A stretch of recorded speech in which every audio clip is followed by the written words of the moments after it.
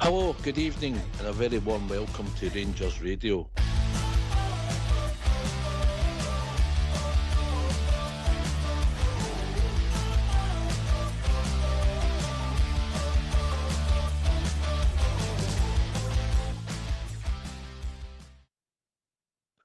Well, hello, good evening, welcome to Rangers Radio. Join myself, Fox here. On the show this evening is the one and only Southside, and we will be all joined later. The one and only Big Stevie. How are we doing, Southside? Hi, good mate. Good to be on Wednesday. I'm just having to wait on the big one turning up. He'll be joining us later. What are you hearing? I'm hearing he's no far away from dessert. All right. I did hear he was going to a buffet. Is it one of the all-you-can-eat buffets he's away? Aye. I think he's been there since about 4 o'clock. So, and he said he definitely will be back for 8. But then we might get him for a tune then. Is that what you're saying? There's a good chance of that, aye. Time he does to go through the dessert menu after this, won't it? Aye, well, he's got to get his money's worth, isn't he? I think he's barred for about 4 of them. Aye, he has been in the past, but he's undercover this time. I think he's took it. I think he might be away with the family as well, make it so he blends in, you know. He'll not be happy sitting there for 3 years waiting for him. I know. Can imagine what he had for the starters and that, you know. Oh dear. What a man. Anyway, listen, big game tomorrow night. I know you're travelling over tomorrow. I hope on you and the Bears, first of all, have a safe journey and a victorious journey, Southside. Oh, you want to reign in Spain tomorrow night, didn't you? That's what we want to do and get a result. Looking forward to the game and everything that's associated. It's a massive game for the club, support, everybody involved. So hoping that the Bears can do it tomorrow night. I'll just give you a shout out to all the YouTube troops that are out there. There's too many of them now to mention. They've all been jumping in, so welcome to them tonight and everybody else listening out there. But why no? Listen, we can believe, can't we? Because why no? We've been at a final just recently. And we've got a chance of getting to a semi-final to get by Atletico. And they're not unbeatable. Nothing's impossible. Difficult. No. Could be a hard game, but listen, we can do it. Aye. Listen, we need to take our chances. We need to defend well. But that's what you need to do in every game, mate. Aye, of course. And just because we've had dips in form in games and the league performance haven't been as good as what we've showed in Europe. And that's been a difficulty. That sometimes you're wondering what Rangers team's going to turn up. But tomorrow night, massive game, and you know what's at stake. Looks like a wonderful stadium as well. Looks really nice. So it looks like a good place to go. It should be a good atmosphere, and it's just about Rangers. And hopefully we can impose ourselves more than we did last week, because last week we were restricted down to 10 men.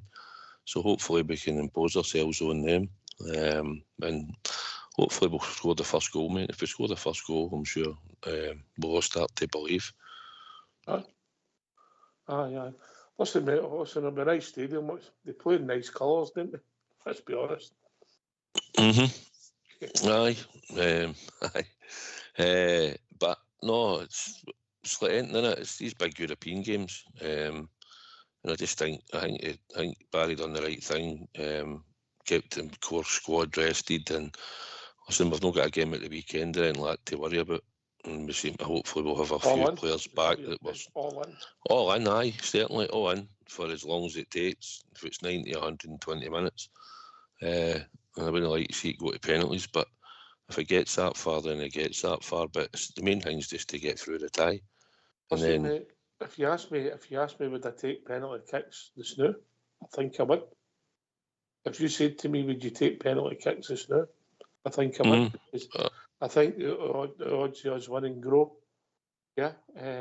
Look, I'm not saying I wouldn't take a 1-0 Bridgeman in 90 minutes, but what I'm saying is I'm a realist. I don't think we're favourites to win the game. So I think if you gave us the 50-50 of penalty kicks, I would maybe take that just now and hopefully get a bit of luck, mate. Aye, well, listen, you know, like in Europe, we seem to always have to sort of punch above our weight a bit against certain teams, and we've done it and we've showed it in the past. And we need 11 players to play on the night, but it's not impossible. Well, that's the thing, it's not impossible, and we know they've got a couple of dangerous players here and there in the team. And to be honest, we've not really got a direct style of play. We play a game, but there've been more moments in games, I think, in the way we shut down, but we've changed sort of style, and I hope we don't sit off too much tomorrow night, but understand that when they've got two wide wingers, whether the other brother plays or no, they'll have somebody else to come in and get there and play wide. They've got a striker through the middle, they'll have a number 10 that'll be floating about, so and they've showed that they'll fill runners for deep to go and support. So they're at home, so they will try and have a goal, but I'd like to think that if you'd set out a stall early, keep the game tight first 15 minutes, and then maybe when we can get a chance, get up the park, show intent. And if we can't score, near as damn it, score, make a goalkeeper make a save and give them something to think about. But as long as we just stay tight and compact, we know they've got loads of threats all over the park, but we've had that in every game we've played for other teams.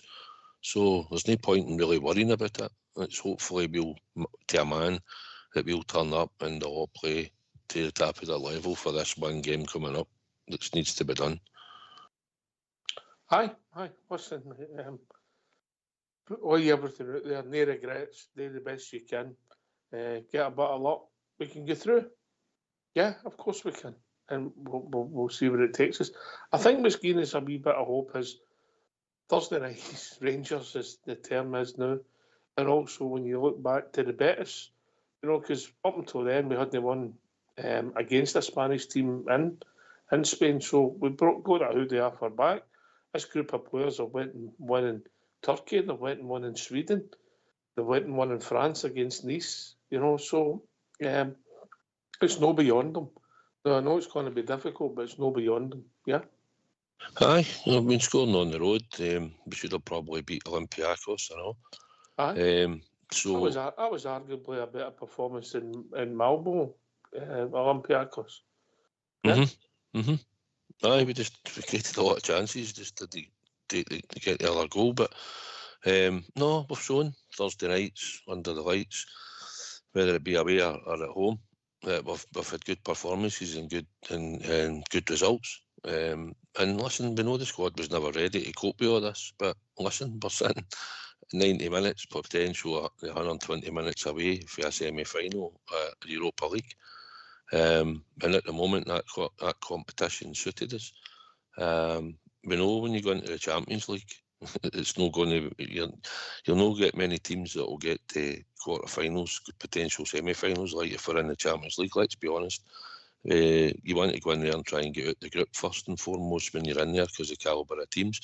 There's really good calibre of teams been in this competition. We've played a lot of hard teams in this competition. We've had Spurs and Man United on the way, and they're still in the competition. We had Leon, who's still in the competition, So, and should we get past Olympiacos, get past Atletico Bilbao, we're going to face Manchester United or Leon in a semi-final. So, it's a bit of a competition to win, and hopefully we'll have enough in us tomorrow night to get into the next round, get into that semi-final. Why not? And if we don't get there, if we don't, and we've tried our best and we're just unlucky on the night, or if they come out and they're nose good on the night and we get beat, fair play to it. At the end of the day, at the moment, it's 0-0, and I'm just looking, if we turn up and put in a good performance, nobody goes gung-ho and makes silly mistakes. We turn up, we've got a great chance of getting through tomorrow night. All right, I'll tell you what, we'll get the phone lines open, mate. Yeah, and then we'll aye. Discussion, me and you, and we'll hear from the gaffer, right? Not a problem. Why don't you give us a call on 0141 356 1972. It's your show, it's your platform. Let's hear from you.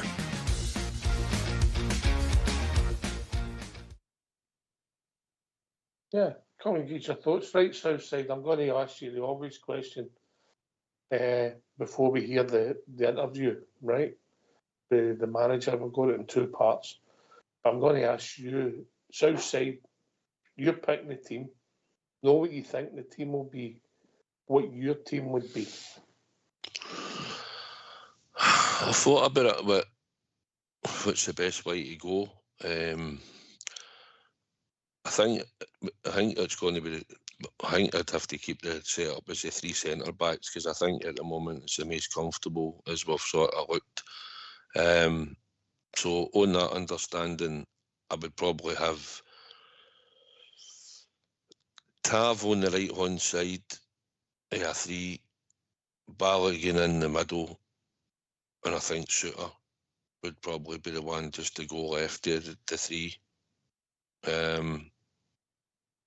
was toiling with the right back, because that's an area that if you move Tav in one, if I keep him out there, it's easier for me maybe putting our centre back in, but I think I would go with that. I think if Tav's, when he's played in the centre back role, he's looked slightly better in Europe than that, then he will be maybe exposed with the pace. Even one of the Williams brothers out there, because they swapped him about to Ibrox. So right back, I think I would probably plunge for Ridvan in there. I think I would try it just to, and Tav's there to cover. He played well in the game, although he played in his right position at left back, and I thought he played really well. But I think in the right back position, I'd probably go for him there. He's played well in certain games there, and I would hope that he could come out with another performance, and I'd go with Yefty at left back. Midfield would be Raskin, Diamondi, and I think I've got to keep Conor Barron in there to try and keep things solid. Which I've got 8, goalies 9. Up front, Who's your goalie? Mark Kelly. Kelly. Aye, Liam Kelly's got to play, mate. He's came in. He's got to play. And the thing about it is that I feel sorry a wee bit for Jack Butland, because let's not be kidded, in the European games, apart from Manchester United, he's been pretty good, and he's had a couple of really big saves in the early games as well. And he also had the penalty shootout saves against Fenerbahce. He had a couple of big saves earlier for us in the game. It's been his domestic for him that's really let him down on a weekly to monthly basis, which has cost him his place. But if it hadn't been as bad of late, then I think Butland would have kept his place. But it's been his domestic for him, it's caused the issues. Right, okay. Okay, I don't disagree with that. I mean, if you look back this season in Europe... Join our 2 players. Tierney and Dessers. How are you playing that then? I'd like it, because I think we need an outlet. Deal for me, Diamandi's the one that would probably try and drag you up the park, get the ball and drive forward. Tierney, I think we'll play probably. So I think we'll play Tierney out too wide. We might play maybe try and play. I think Diamondi will be the one that will go forward out the 2, Raskin and Thingy in the middle, Barron. You try and get Ridvan up the park, possibly a point in the game, no 2-4, but we've got to push up at some point. You'll want Yefty and Ridvan in the 2 out wide, and you'll have to leave your 3 centre backs, because you want to try and get yourself up the park. I think if one of the Williams brothers is want to come inside on Thingy as they tend to do while he's left footed, he'd probably feel more comfortable him coming inside against him, Ridvan playing him there. I just think with Sterling missing, it's a big blow, because otherwise Sterling would be in there, Hawks, without question. All right, so you've got a sort of a 3-5-1-1. Aye, more or less, aye. Okay. All right. Listen, what we'll do is we'll hear for the first part for Barry Ferguson, and we'll take it from there. All right, Southside? Aye, let's hear it. All right, let's hear from Barry Ferguson. Barry, exciting night in Prospect tomorrow. Just trying to work out your team news. How are the guys looking in that regard? So you've got good news. It's good news. Leon Balogun trained, Ridvan trained, Tierney trained, and Bailey Rice trained. So hopefully when they wake up tomorrow, there's been no issues, and as I said, hopefully we're going to be strong. Also, we've got John Suter back and Dale Mandy as well, so things are looking pretty healthy. But as I said, I just need to wait until tomorrow morning, speak to the medical staff, and hopefully I get the thumbs up. Great news with regards Bailey Rice, because it looked like a bad one last week, so you'll be glad to have him available for this one. Is there a real excitement around the squad coming to this city and the stadium and this huge match? Yeah, well, you're in a quarter-final and you've got a brilliant opportunity. I think the game's wide open, as I've mentioned after last Thursday's game. So, yep, spoke with the players today. These are the games you want to be involved in as a football player and also as a manager. So we're looking forward to it. But we also understand that we're up against a very good team who have got a very good home record. So we will need to be really prepared. We've worked pretty hard over the last couple of days. So we're obviously looking forward to the game now. Barry, you can go back to 2008, Fiorentina, Manchester and what have you. Is it the same sort of application and attitude you'll need to get through tomorrow night? Yeah, well, same work ethic that team I played in. We're very workmanlike. That's what I want to see from my team, but also we've got good footballers. So when we have the ball, certainly in a ground like this, or a stadium like this, should I say, you need to be able to keep it. So we've spoke about that as well, because we need to defend, because they're a very attack-minded team, but also when we, as I said, when we gain possession of the ball, we need to be better, and that's something that we've obviously spoke about and we've worked on. Yeah, obviously you had 10 men for most of the game in the first leg. What do you need in the second leg to get through against the Athletic? To keep 11 on the pitch. Also, it happened in Sunday in a game against Aberdeen. So we need to make sure we keep 11 men on the pitch, and if we do that, I think we'll have a good opportunity. But again, I'll go back to it. I'm always respectful of the opponent and the manager I come up against. Again, over the last 3 days since the Aberdeen game, we've again watched them closely. We know their qualities, we know their strengths, but also we've got to know their weaknesses at times. So that's something that we've worked on over the last couple of days, and hopefully we can get through them. Barry, what is it about this team of yours in Europe when your domestic form hasn't been great? Why do you think they managed to find something on the big occasion? I've been asking myself that for the last 6 weeks I've been in. Certainly in the Europa League, the form has been very, very consistent. Obviously domestically it has been an issue. There's no doubt about that, and that's something myself as a manager and my coaching staff and alongside the players we've been trying to work hard at. But we need to continue the form we've shown in the Europa League, and if we do that, I think we'll have a real good opportunity to hopefully progress into the semi-final. You played in some huge European games for the club. You're now in the dugout. Does it still have that same feel to it, the sense of occasion? Yeah, listen, it's... Look, you want to play, there's no doubt, but the days are well over for me. And the next best thing as being a manager. I never thought this opportunity would have happened. As I said, I'm loving every single minute of it. It's a bit different from what I'm used to, but I'm really enjoying my time, and I'm looking forward to it. I said to my players, you've got to look forward to these occasions, you've got to embrace these occasions, and that's certainly something that I'm hopeful they'll do, and I'm going to do the same. Barry, the Spanish journalists this afternoon were asking your counterpart a lot about the fact you went down to 10 men so early and that they maybe wouldn't know what to expect. Do you see that in hindsight and how the game panned out? Do you see that as an advantage for you going into this one? Yeah, well, last Thursday, again, before the game, as you do as a manager and a coaching staff, you work on things that we wanted to do during the game, and that kind of went out the window once Robin gets sent off, and then you have to totally change the way that you have to approach it with two banks of four really deep and surrender so much possession. So hopefully tomorrow night it'll be different in terms of we keep 11 men on the pitch, but we've got a game plan. The players fully understand that. As I said, we had a day off after the Aberdeen game, Tuesday and Wednesday.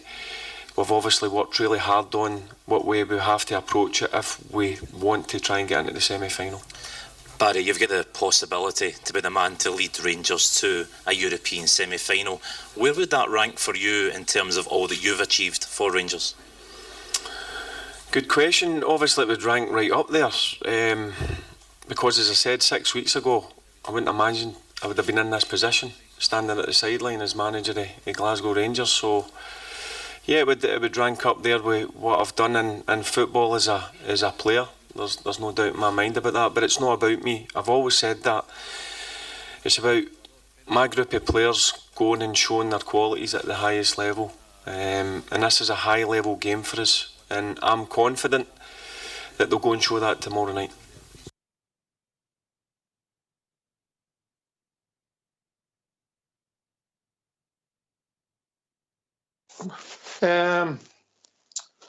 Southside, well, the team news or the injury news, everybody's trained, yeah. Big John Souttar's trained, Radvan's trained, Bailey Rice. I wonder if he could be involved tomorrow night, you never know.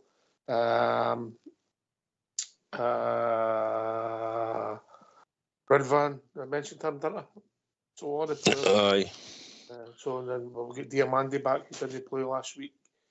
So Balogun, that was the other one, sorry, I forgot about Balogun. So the players that you mentioned, it looks as if they're going to be fit. Bailey Rice, could he be? I know. I mean, you could. I have thought about him and all, thinking, well, why no? You could have him probably sitting next to Raskin on the left, with Diamandi even as well, or do you go a wee bit more structured across the midfield? But you need an outlet. You need an outlet in the midfield that goes forward, can go up and line to play, can drag you up the park. Diamandi can drag you up the park with the ball. He can spin away from players and he can go. But you need support then once he's gone forward. You need support to help, and you need somebody with a brain, a football player. Tierney comes into that category, and then you're looking to try and go and hit them on breaks and expose them. So I think you need somebody. Bailey Rice would sit in. He's got a good vision of pass. Taking Bizrami or Hadji out your team, who Hadji worked hard in the last game defensively off the ball and all that. He was really good. If you could get him further up the park on the ball, could he go and create something for you? You know, he's not got blistering pace, but he's got pass. He can shoot with both feet. He can score a goal at the weekend, didn't he? Aye, and he's got that in his locker if you can get that far up the park. But obviously, we don't want to be losing the ball in silly situations where we leave ourselves open where they can hit you in a counter-attack. But they've not been scoring a lot of goals either in the last few games, apart from Sunday. They've had 3 0-0 draws and a 1-0 win. So, you know, we score on the road, but we've got to go and make chances. So I don't want to go too defensive. So he's got a wee dilemma how he sets the team out Ox when the rest of the players are off it. Or you leave your attacking options to later on. But I like to think you should go out and have a go. This is a one-half game. Nothing to fear. Just turn up and play like we have been in the Thursday nights. I think the thing is now that football's changed. It's not just your starting 11, is it? You know, you maybe have players coming on with half time now more often than you ever had in the past. You've got maybe players getting booked. You might think about substituting because of that, just because they've been booked. You know, and the nature of the game and how the game's gone. And then you've got to refresh. So you're talking 15 or 16 players now, you know. So with the players you've mentioned, Bailey Rice might have a part to play. Igaman, I imagine if you're right and Dessers does start, Igaman will have a part to play. Barjami could have a part to play. Tom Lawrence could have a part to play. And Robin Proper could have a part to play as well if he has to come on and we need to change the system or somebody gets hurt or another, you know. So Proper will be suspended. Oh, yeah, I did forget and I forgot again. I need to go and get tested. Southside, that's twice. Got a memory clinic. But you have to realise it's going to be a 14, 15 man game tomorrow night. I don't think you'll go through with refreshing, particularly in midfield, or somebody who's been booked and is maybe getting involved. You know, you're going to have to be sensible. Aye, we can't afford. Listen, foreign referees, you know, you can be unpredictable and you can put a tackle in and suddenly you're getting booked because you're rolling about the park. We'll be physical at times in the game, but hopefully we can keep discipline, no dive into anything silly, and try and get a wee fit in the game, try and get a bit of possession, even if we're just knocking it about the back or whatever. Just try and keep the hold of the ball and then try and be creative when we can get up the park. Just interested to see, hopefully we can go up the park with 11 players on the park, and hopefully if I go at them at times, and create something and stick it in the back of the net, and then see how they react. It'll help us if we can score the first goal, but even if we lose a goal, we're still not at the tie. So it'll be interesting, and we need 11 players to turn up, as I keep saying. Aye. In Europe, we need 11 players to be playing. We can't carry one or two passengers in the game. We've got to have 11 really at it for as long as they're on the park. Aye. We need a bit of luck, mate. We need a bit of luck, like you do in all big games, yeah. You just need the bounce of the ball to be your way. You maybe need your goalie. You get a bit of luck. Yeah, you might have a ricochet. You know, I know it's no the be all and end all, but you do in a big game, mate, yeah. Aye. It's sorry, I missed my chain of thought there.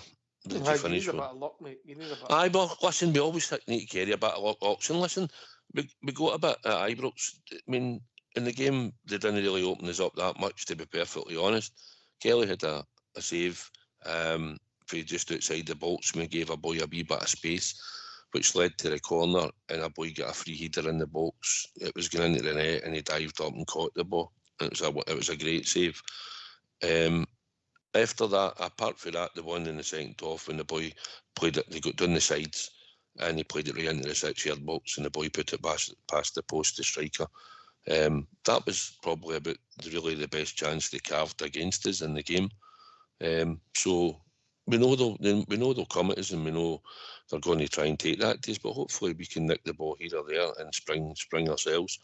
But we'll just have to take a bit of pressure at the start probably, and then try and just ease ourselves into the game. Don't lose anything silly, and just do everything right, and eventually, hopefully, we can go up the park a few times and impose ourselves. We thought that in Fenerbahce, didn't we? Aye. Listen, I start like that all day, wasn't it? Or even Leighton Betis. But it's things like that also. It's just going to be, don't fear it, go out and enjoy it, but try and stay solid as a team. Watch your runners, as we always say, pick up your men, and then just try and get up the other end of the park and get the ball in the back of the net, and see how they react. We know they're a good team. We'll probably maybe talked them up a bit more on here than maybe for what we've seen last week. But I just think you couldn't really judge us because we had to go into that sort of defensive mode, and we kept our well in the tie for this week. And hopefully tomorrow night, it's all guns blazing tomorrow night when we can. All right, I'll tell you what we'll do. We'll hear the second part of the interview, and then we'll put a shout out for callers, mate, and we'll hear what the gaffer's got to say. So let's hear the rest of Barry Ferguson. Barry had a big decision to make in goals last week. I just wonder if Hamza's performance at the weekend gives you a good headache, a big decision to make at number 9 tomorrow as well. I've always got big decisions to make. In terms of Hamza done well, but I think Hamza can do a lot more still. I'm very demanding in that side of his game. There's no doubt Hamza's got so much quality, technically so gifted, but he needs to add other things to his game, and that's something that we've been working hard on. But in terms of the team selection tomorrow, as I said, I've went with a team. I already know my team, the players already know the team, and I've picked a team that's hopefully going to go and progress into the semi-final. But I'm just wondering what you're like before games like this in the dressing room. Are you big on last-minute speeches, rousing messages to the players? What have you got in your head, what you're going to say to the players before they go out? Yeah, a bit of both. I don't like to say too much in the lead-up. I allow my coaches to do a bit of that. I obviously have the final decision and say certain things, but certainly before the game, before they step out on the pitch, I certainly have a couple of minutes with them, and you can imagine what has been said. Maybe at the start it was a bit strange for them, but now they're starting to get used to what I'm like just before a game, because listen, every game I enter I want to win, and I want my players to be like that. I'm just wondering as well, do you foresee this game could be a long night? Could it potentially in your mind go all the way? And have you been practising penalties? Yeah, that's a high possibility, but my players showed that they can do that against Fenerbahce. They can go right to the end. There's no doubt about that. In terms of practising penalties, I leave that up to the players. Some stay out and do things like that, but ideally I don't want it to go to penalties at extra time. But it may have to, but we're well prepared for that. Barry, you spoke about the workmanlike qualities of your team that went all the way to Manchester. I'm just thinking, in that run you had to go away from home second legs a lot of time to get the results that got you through. Can you just talk through what was required in those situations to, it's going to be similar to tomorrow night when the pressure and you're going to have everything with the crowd all going against you. What was required in those scenarios? A lot of discipline. The way that we're going to set up and play tomorrow night, it only takes one member of the team to switch off, and if that happens, they're going to hurt us. So it's important that we're switched on every single second of the game, and that's something that we're big on. I'm certainly big on as a manager, so are the coaching staff, and certainly the players understand that, because you've got your roles and responsibilities with and without the ball. So sometimes tomorrow night we're going to be without the ball, so we need to be set up really strong, and again that's something that we've worked on over the last couple of days. Can you just give the word on how important it is having John Souttar back? We saw in Istanbul the quality of his performance, the bravery of his performance last night, just how encouraged are you to have him back available? Yeah, but look, Souttar is a big player. He's a player that I've always rated and admired, and certainly when you get to work with him day in, day out, you see how good he really is. And I think as he's getting more mature as a centre back, I think he's getting better. He's one of the leaders in the team, so having John back from suspension obviously is a big help to us. Last question, please. Hi Barry, do you think you can tap into the pressure around here for Bilbao, because final's going to be here, they've got the home crowd? Is that something you've spoken to the players about? No, look, the players understand the final's going to be here, and I would reckon the players will be desperate to get to the final, but we're in front of them. We need to go and show that we're desperate to get to a final, but we've got a big 90 minutes or a big 30 minutes in extra time, and it could get into the penalties, but we're fully prepared, and we understand that obviously they're going to come at us, there is no doubt about that, but we're going to be prepared for that. Why don't you give us a call on 0141 356 1972. It's your show, it's your platform. Let's hear from you.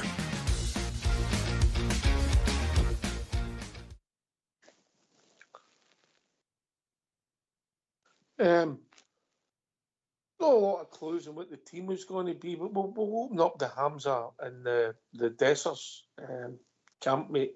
So you're saying you'll start with Dessers, and if I was a betting man, because of the selection for the team at the weekend, I would say you might be right, because Dessers was on the bench. Personally, I would maybe go with Egerman, but Dessers he's been that much of an enigma, mate. He's likely to do something spectacular, isn't he? Aye, listen, Hamza's the better player, right? As in, he's better technique, his control. You can knock the ball up to him, you can hold it up. He's physical, he's hard to knock off the ball. But in games, even I watched him on Sunday at Pittodrie when we've got the ball at the back and then we win the ball and then we're looking for an outlet. He's all over the park. At times he's not the central player. We've played a lot of long balls in Europe where Dessers will run onto it. He can get himself offside, but he always finds the channels, and it's been an outlet for us in Europe where it's worked. Aye, we know he runs through and he'll not always score, but he's a constant threat in that sort of style that we sometimes might have to knock a long ball. And Hamza hasn't got the pace that Dessers has got to do that job. Is that what Hamza lacks? He just lacks a yard. He lacks a bit of pace like that. But then again, you look at Sunday and what Hamza does for the flickling. You're not going to get Dessers doing that. You know, Dessers isn't going to score a goal like that. But I just think in this type of game, you need the centre forward to be more mobile, work harder, chase down when he can. But we've got 11 men, so hopefully we'll get support up to him. The only thing I worry about is Dessers, his first touch. There's games in Europe he's been absolutely immense at it. It's worked perfect, and there's games it's no. And that's what he has to make sure that when we knock the ball up, if he's facing the ball, he's got to hold it in and lay it off. And if Dessers plays, we need a Fenerbahce performance. Aye. That's the last time he played well, mate. Aye, well, like that. He is going to be a threat up there. But I get Hamza Agneman as the better complete player. But I just believe that in Europe, Dessers gets chances, and because he runs into the channels and he causes problems. And it's just hopefully that he has the European nights where he starts to score more often than not. But I believe if he gets one or two chances tomorrow night, he'll definitely, I would hope, he'll stick at least one of them away. Well, you think he's going to score 1 and 2, but he scored 1 goal in 18 chances according to Albert? Aye, I know he has, and we know what the form and statistics say, but I'll still back him to Nick. It wouldn't surprise me if Dessers scores tomorrow night. You know, it wouldn't surprise me at all. I get it, mate, because he is an enigma. Anyway, talking about enigmas in the bowling world, we've been joined by the one and only AK. Evening, AK. Evening, Oxshire. Evening, Southside. Everybody that's listening. How you doing, mate? Getting a bit nervous? What about the bowls or the game? Both. I was playing earlier there. I wasn't expected to finish now, but we managed to get a good victory. So thought I would tune in and hear what you are saying. Not as big Stevie's a no show tonight. Hopefully he'll be with us. Oh, good. He's not quite finished all you can eat buffet. Getting his money's worth as usual. The place will be bankrupt tomorrow. Into the receivership. He certainly delivered all the starters that was gone anyway. The boss will come in tomorrow and see you must have been filled about a stock will put through the His pockets were full for Bilbao. But looking forward to the game tomorrow night. It's one of them. God, we've been here before. We just don't know what we're going to get after this Rangers team. We could have a fantastic performance and come away with a brilliant result. But listen, just leave everything out in the park. People were setting favourites, aren't we? So just go for it. Go for it. We're well in this tie. A lot of people had wrote us off before a ball had been kicked as usual. Some of them are in support, but just go for it. You never know what's ahead. What price do you think we'd have went to last week, AK? I never checked it. What price do you think we'd have went to as Proper got sent off? Oh boy, I think we were. What were we, about 5-2, 94 before a ball was kicked? I think you could have went 4 or 5-1 when Proper gets sent off, because we played basically 90 minutes here with 10 men, and even then, when Sterling went off, that was another 5 minutes with 9 men. So I think that was a fantastic result we had last week against Bilbao. Great attitude, and I think that's where some of the frustration comes from. That attitude that we've not seen it every week domestically. All right, that was a defensive performance, but we're saying that you have to do that and go out and play with speed and attacking performance against our teams domestically. Yeah. 100%, Ox. You've said it before. You've been consistent about it. You've said, we're all no daft. We know what we're watching, and we know when players aren't putting the 100% in that we expected they should. In games like last week, in games going to Celtic Park, in semi-finals and finals, they seem to raise their game. but it's the other games, the Aberdeen away. Well, they're Kilmarnock away, we go 2-0 down, we come back. Dundee away, we go 2 goals deficit again, and they're Aberdeen. But we come back with 7 points out of the 9 games, so there is some sort of resilience in this team. It's just the consistency of performances in it. Aye, I get it, mate. Listen, Southside's gave us his 11. Have you thought about your 11? I just jotted one down there, Ox. I don't know. Have you gave your 11 yet, or do you? No. You good in the 5th? No. I debated last night that I think you'll play a 3. And I thought with the personnel on offer, it'll be... I've played proper 3 times and he's suspended. I was going to say that. He's been trying to get proper in the team, a substitute or something later.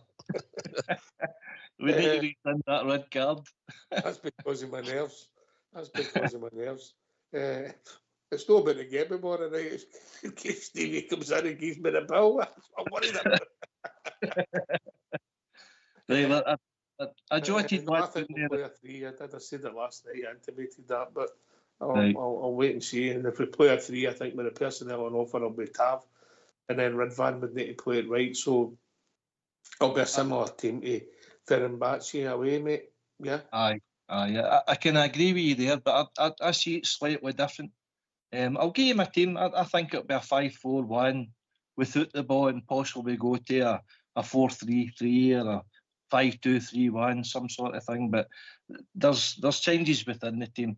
For me, I think Kelly Hodges' his position as goalkeeper. I know you spoke about it last night. I'd play Tavernier at right back. I think he had a very good game last week, taking care of the Williams. My middle 3 would be Suter, Balogun. I think Insiala replaces Proper. I think Ridvan keeps his position. Raskin, Diamondi, Hadji, Dessers and Cherny. It's better offensive, Southside.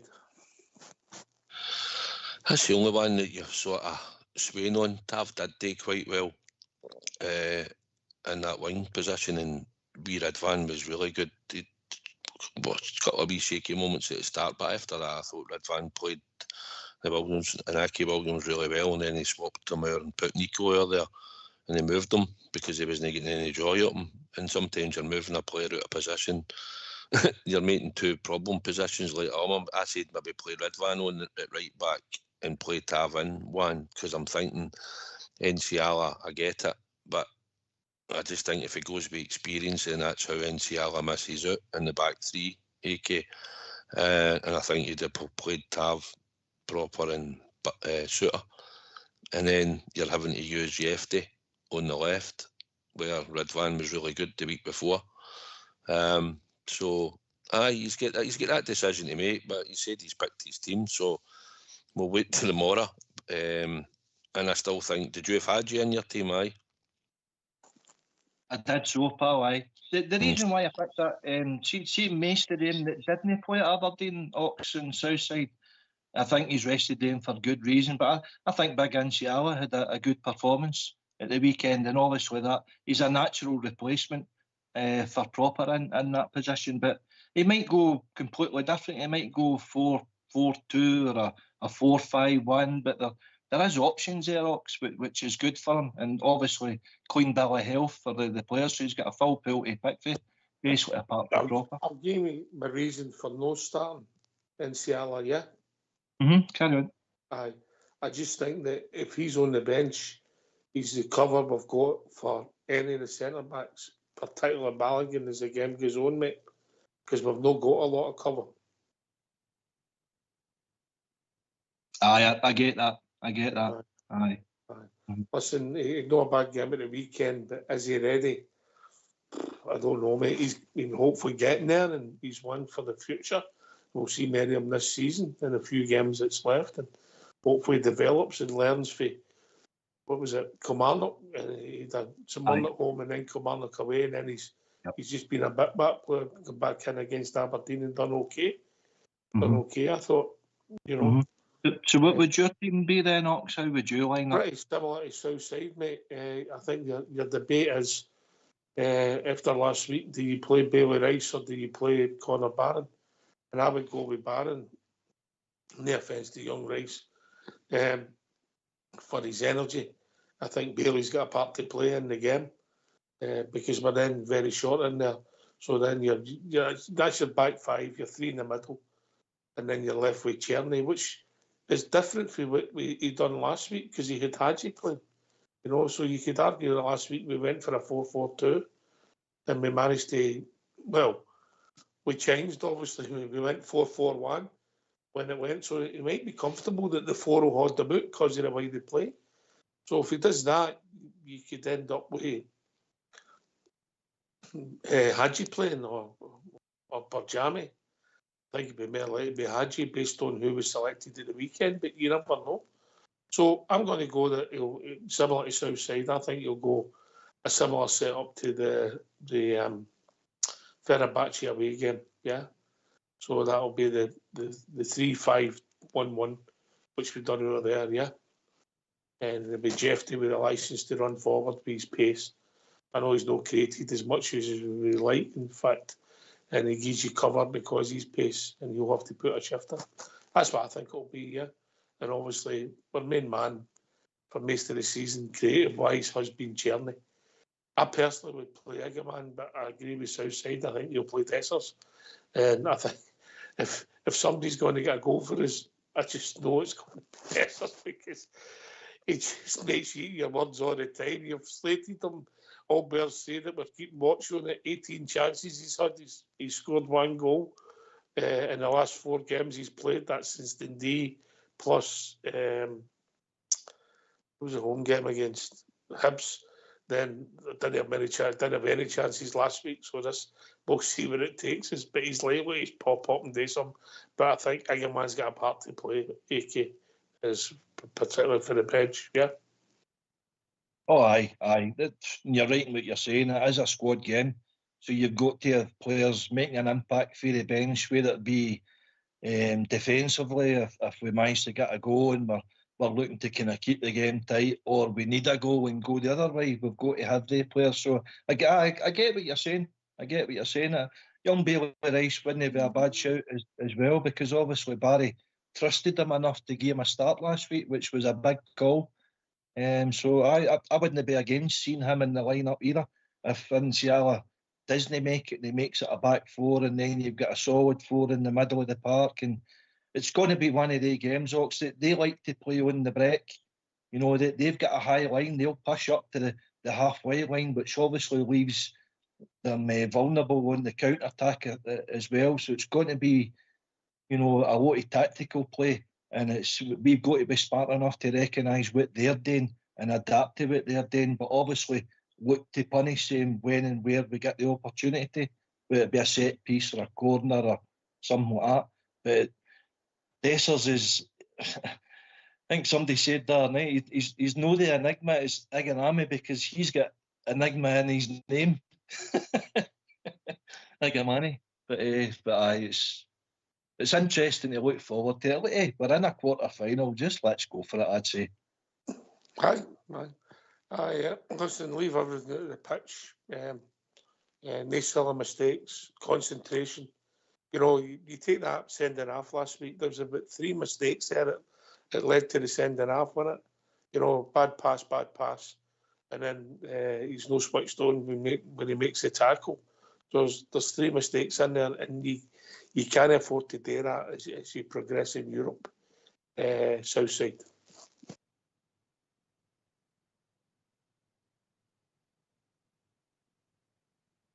Sorry, I was on mute there. I missed what you said there, and I was typing back to Fox. If you take about the sending off last week, there's about 3 mistakes in it. 1 bad pass, and then the actual tackle itself. So you have to be switched on. You can't make you get punished in Europe. You've always said it. Yeah. Aye, listen, as much as I hate, I hate getting teams a goal against us, but in Europe we've been pretty consistent on that we've conceded goals in Europe. And you can get right back to even to Stevie G and that, when we had good runs and all that, and Gio getting us to the final. We still lost goals on the road in Europe, when we get punished many times, which we didn't get as punished as much in Scotland. So you need to be switched on. They're going to have us under heavy pressure, and well, I think they are anyway. So it's down to us to try and combat it, and try and go on the front foot when we can and pose them problems. And I think they will push up and play a high line, and that's how we might sometimes just hit a long ball. And Dessers and Czerny with their pace might just be able to go for the rain off and get in front and get in and goal. So, aye, like I say, we need to be as solid as we can at the back. I don't think there's any chance we'll play a back four. I just think because the way they played on the wings and they've got runners from midfield into these spaces, I think we'll play three across the middle. And hopefully when we have to push, the fullbacks have to come back, then they can sit in and we can try and track anybody else. And then hopefully if we can get a turn there, we get out to our midfielders that spring it up to the two forwards and let's get going up the park. It's going to be a hard game, difficult game. And like you say, we'll maybe have to ride our luck at times, and we'll be looking for Liam Kelly. As I say all the times, whoever's in goals will need to have a big night. We usually depend on our goalkeeper in Europe, and he'll probably be tested on a few occasions. But like I say, it's difficult, but it's no unwinnable and it's no unachievable. So let's do this, Rangers, right into that semi-final. Yeah. So the last two quarter-finals were played in Europe. Alan McGregor's been the goalkeeper on both occasions. I've not checked that out. I'm saying it from memory. AK, obviously. No, but he would have been Aye, correct. Lisbon, and then obviously, who did we play? Braga, wasn't it? Red Star, was it? Was it Braga? Braga, wasn't it? Braga, then Red Star in the last 16 minutes. That was a tough night over there. McGregor had a good game that night, wasn't it? Aye. Yeah, he was outstanding. He had about 5 or 6 really, really good saves. Mm-hmm. That was the last 16 minutes. Braga in the quarter-finals. Yeah. Aye, and then Neil Alexander came in. They get injured, didn't he? McGregor 2008. Neil Alexander was a good keeper, underrated, I thought. Never played as often as you think for us, but McGregor was in top form, and obviously Alan McGregor. So that was big shoes to fill tomorrow night because he helped us progress in both the tournaments. The goalkeeper, yeah. Mm-hmm. Aye, and then Barry's obviously got the experience of being a player there as well. I mean, the coaching staff will give, as much good advice as they can, and they'll do their due diligence, they'll do their analytical thing about how they set up Bilbao. We know they're a good team, Ox. We know they're a good team in general because you don't get to fourth in La Liga. But I think we downplay ourselves a wee bit. I mean, we've got a really good record in European competition. Domestically, it's there, and that's the reason why I think we downplay ourselves, because we just don't know what sort of performance we can raise again for the big teams that's coming there. But then, the Aberdeen, we don't start. I know he made a lot of changes, but it's one of them, isn't it? You can't say for sure, we're going to go there and we're going to play this way. We just don't know. They could be brilliant. No, I think you're right. I think if you look back at our history, European football, 60 years, roughly, Southside, yeah? Yeah, 60 years, about 60 years. And consistently, this is since Stevie G came in, this is the most consistent we've ever been in Europe. Let's be honest. It has been for a while. We've been out to some draws over the years and all in early competitions. We couldn't even get by Malmo at one point, if you remember. Aye.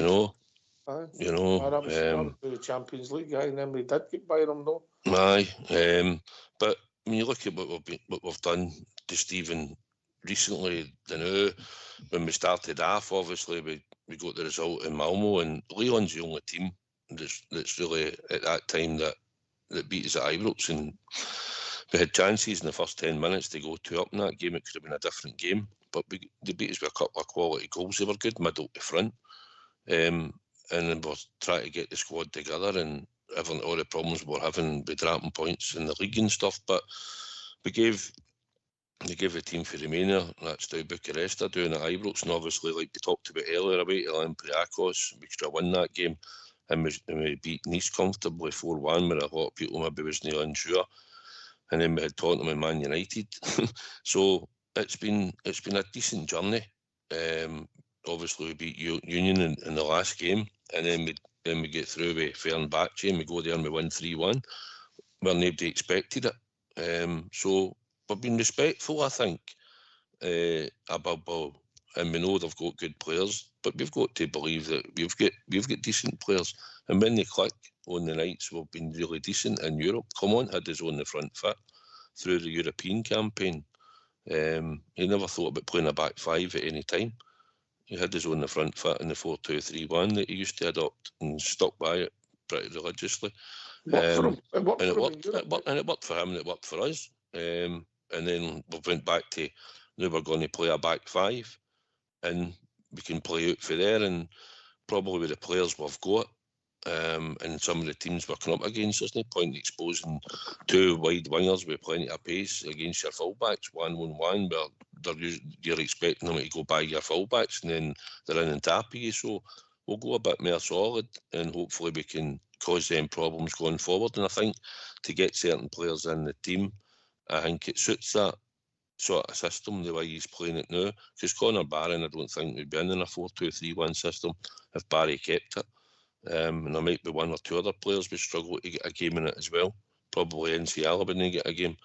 And you have to Ridvan would be missing it. So in systems and the way you can play it, and if he wants to play two fullbacks to cover somebody and just go that wide down one side, he's got the options. But I think, the way the team's set up, it suits us. And the more a night we might not have Hadji on the park, we possibly not have Bezrami on the park, and Tom Lawrence is another one who's in the squad that came on. It might not even be on the park starting either, who hasn't featured of late. But they're three players that are pretty decent football players when they're actually on their game, but they're not really being considered. I think the way we're going to set up, Hadji's the only one that could maybe possibly break in. I think Tom Lawrence and Bezrami will be on the bench. Don't disagree. AK, just before we go to the tune, which has caused great debate tonight. Yes.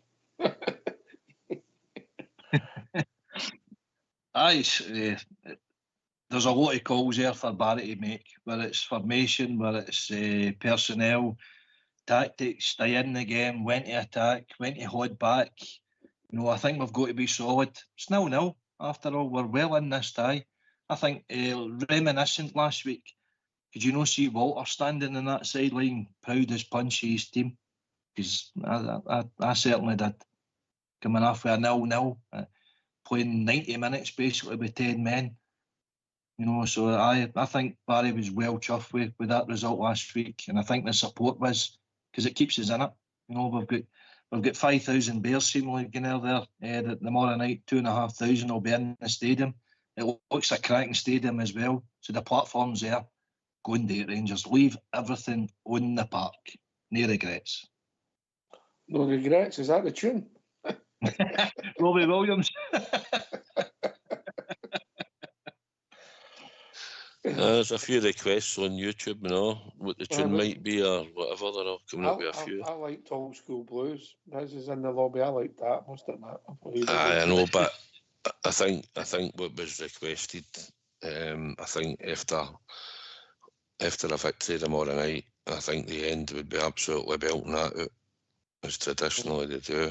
So I think that'd be more fitting, but there are fitting songs that's been requested, I suppose. I was disappointed Albion never get serenaded last night, Albion. The Ibroxonia. Yeah. Well, was that the tune, was it? No, it wasn't. That was disappointed me. All right. You don't want to upset Albert, come on. I don't know why he's not taking to it, but he's just not having it at the moment, so that's what it is. I don't think he liked the original. Aye, well, that's true. But let's be fair, guys. All Bear's no happy until he's moaning. I don't know. He's a man of principle. He's a guy. Man of principle. A guy. A great guy. Right, okay. Get yourself on mute and we'll find out what Fox has picked for this evening.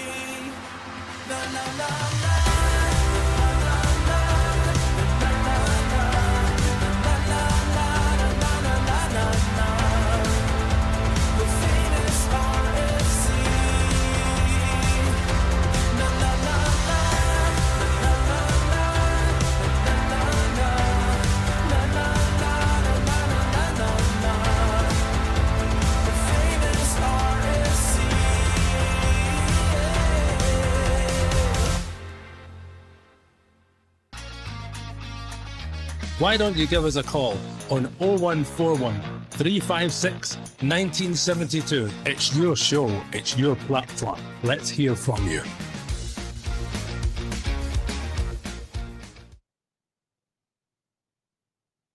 Well, you enjoy that Southside? Oh yeah, definitely. Once we rain in Spain tomorrow night, it'll be the famous RFC. Right, come and give your thoughts. 0141 356 1972. What's your hopes? What do you think my chances are? Different people see it differently, okay, don't they? Aye, of course. It's an opinion. I mean, a betting man, I like to bet with my head rather than my heart, but my heart will not let me. I'd see it as another tight game. I really do. I think I said that prior to the first leg. I wouldn't be surprised if it's a 0-0. But obviously, I think they're going to come into the game as favourites because of the strength of the league that they play at, the quality of the player that they've got in the team. But they can't underestimate us. And I think their manager, Valverde, was very respectful in his comments in the presser as well. He knows we've got threats. We don't get to this stage of European competition for not being a good team. So he's got to respect that fact. So we're well in this tie, Oxen. We're well capable of causing an upset. And Valverde knows that. He'll be giving that message to his team. And that's credit to our guys and our team. And we've got to believe, no matter if everybody else round about us is writing us off, the 11 players have got to cross that line and believe in everything Barry's telling them and believe in themselves. You know me, I don't bet with head or heart, I bet with the numbers, mate.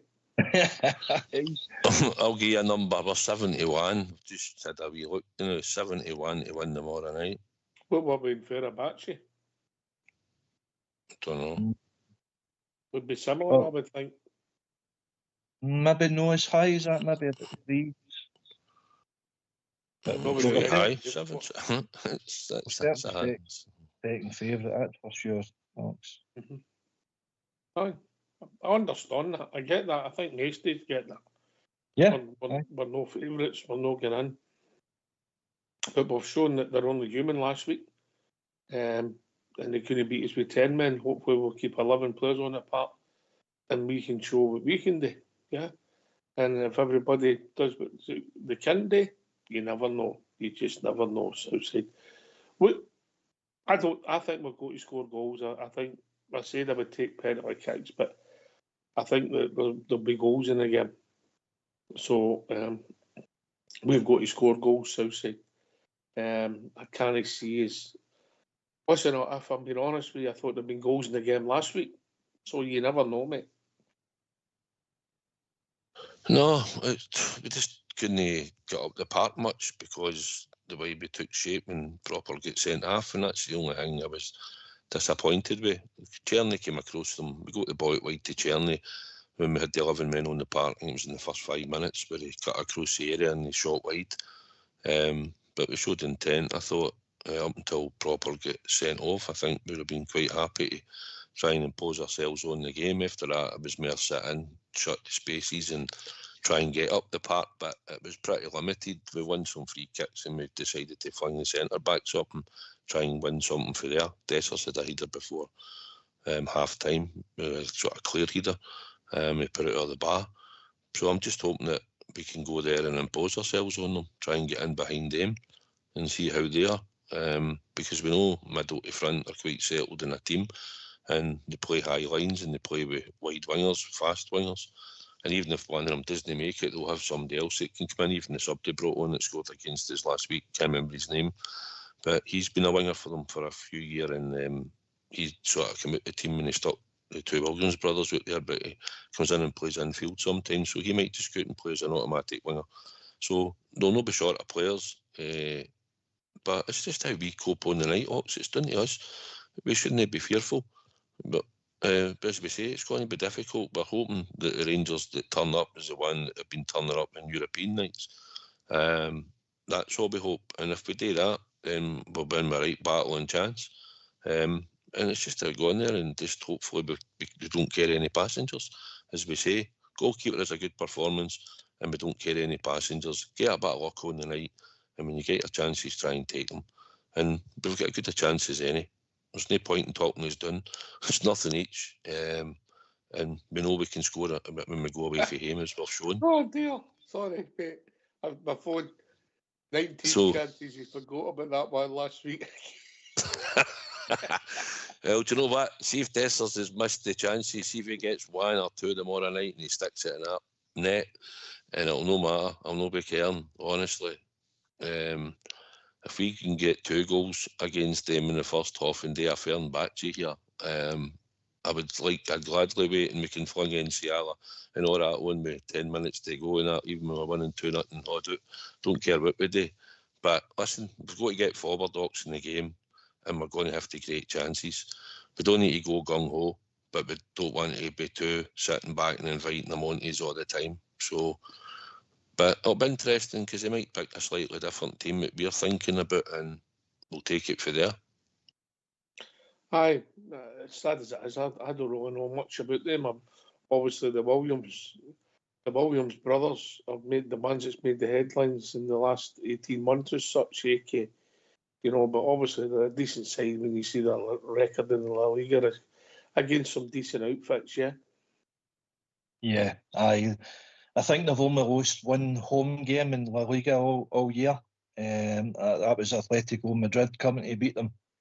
So they beat Real Madrid, they beat Barcelona, I think. They certainly don't lose many games. They've drawn a lot of games. They don't concede a lot of goals. They're a very tight-knit organisation. But they're there to be beat. We can hurt them. We've got to believe we can hurt them. And I don't know what our European thing with record is so far this year, Ox. Apart from the Lyon game, I don't think we've lost a hell of a lot of goals. You know, it's maybe something you can look at. We lost 2-0 to Fenerbahce at Ibrox. Aye.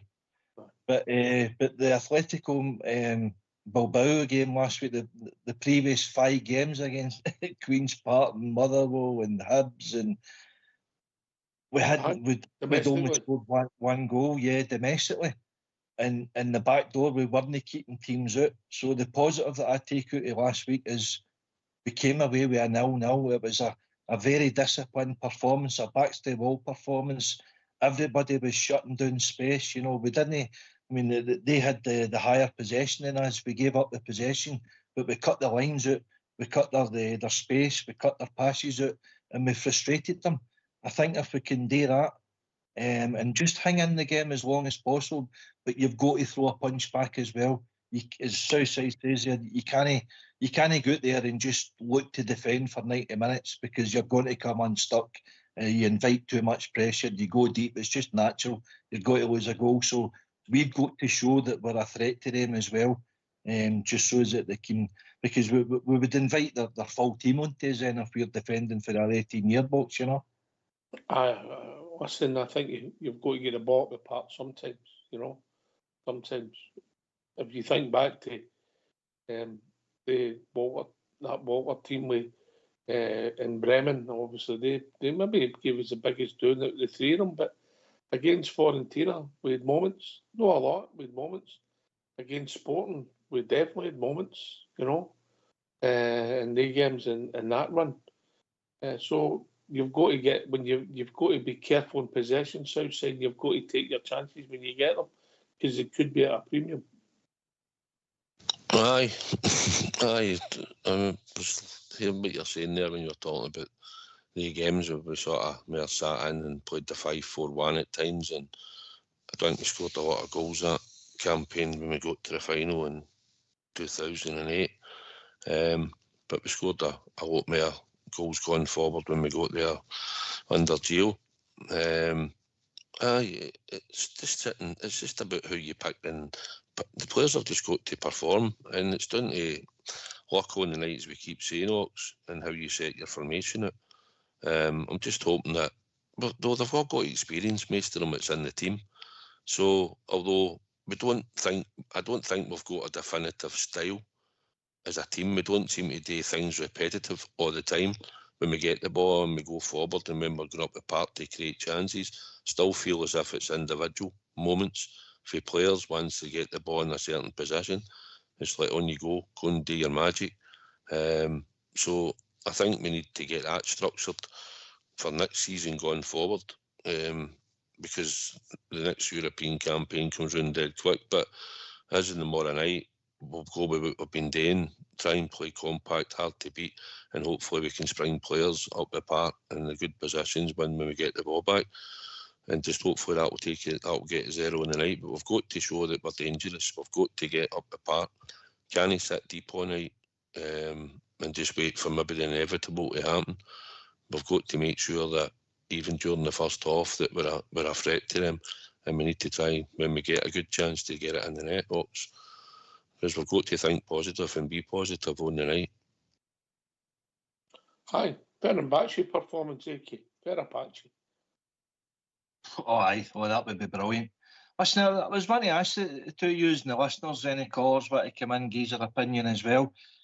See the changes that UEFA have made to the Champions League, to the Europa Cup, and also the Conference.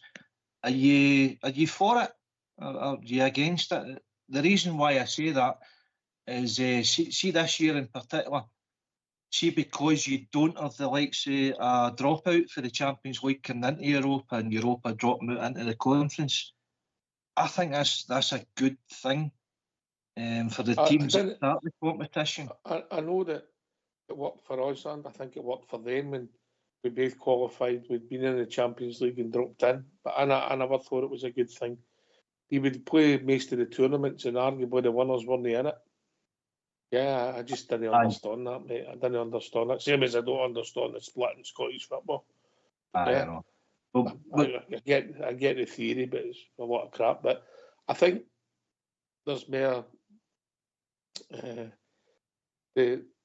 you shouldn't come into a competition having been a one. Aye. I agree with you, because see the likes of Sevilla, a lot of the years where they won it, they were actually started in the Champions League and they qualified in third place and dropped into Europa. They had some record in the Europa, right enough, but I think it's a good thing.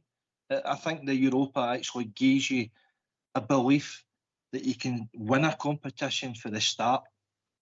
It's just my thing. I don't know. I think the problem they've got now with the players getting that much money now, that they need the revenue, so they have to guarantee clubs revenue, which is mental, really, because it's sport and it's football, but the business is too poor in a lot of respects, but that's a whole different debate for another time. But there was an anomaly. PSG, they finished 15th. That's them in the semi-finals. Aye, and Liverpool finished first. It beat them right away, didn't they? Aye. So there is always a wee bit. That's aye. Listen, whether I think it's a good tournament, I can answer that tomorrow night about 10 o'clock. Southside. Listen, it seems to be when we're in it, we're sort of getting the belief that we can get quite far in the competition, as we've done. But no, Champions League again's a step up. You want to be in it, but realistically, we're not getting to a quarter-final or a semi-final. If we qualify next year for the Champions League, we get by these qualifiers that are massively important. That will start sometime in July, the second qualifying round, I believe. So we need to be ready for that. But in this competition in the Europa League, we can always have belief that we can get there. And we were in it, was it Bayer Leverkusen put us out in the quarter-final? I think a few years back, wasn't it? We were at the quarter-final stage again. Last 16, I think it was. Was it last 16? Was it? Well, aye. So we know that we can get to the final. We've done it just a couple of years back, and we've done it in 2008. But it's just they're a good team, but it's no impossible. It's 11 against 11 players here. They might have a few players that don't turn up and play well on the night.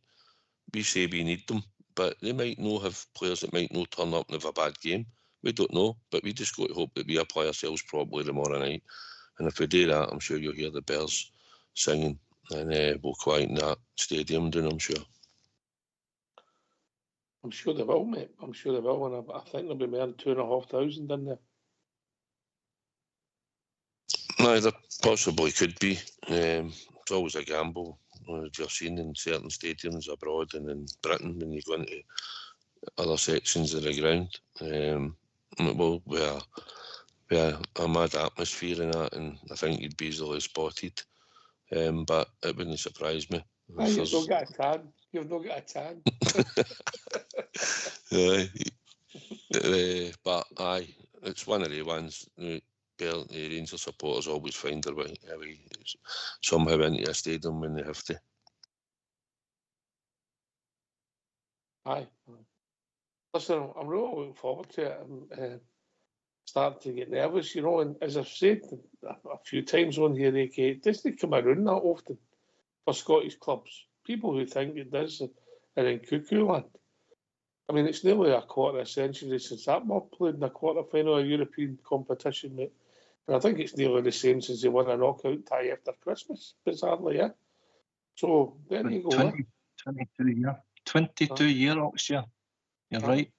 And there's 4 times in this century where a Scottish team has got to a quarter-final in a European competition. 3 of them are Rangers. So that just underlines how, the stage of the competition that we've got to. So we've got to embrace that.